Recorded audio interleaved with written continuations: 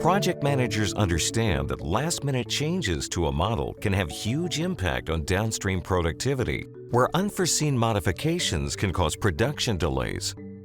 The solution is to provide full access controls across virtually all aspects of the 3D model.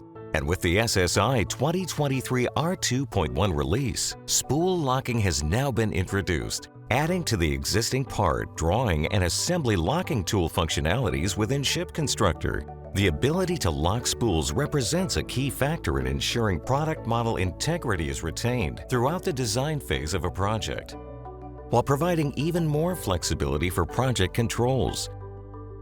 When a user attempts to modify parts within a locked spool, a list of affected spools and their associated parts are displayed within the Locked Items dialog.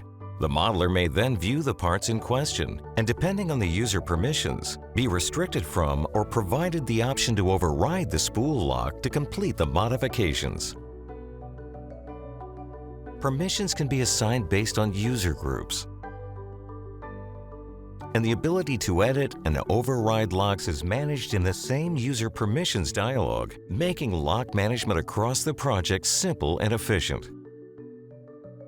In addition, sorting options, locked icon indicators, and context menu options mean the user has a much more comprehensive view of locked parts within each spool.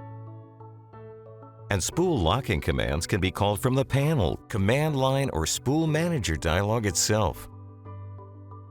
Improve and control the change management process within your project with the new spool locking feature found in the SSI 2023 R2.1 release of ShipConstructor, now available for download at SSI Nexus.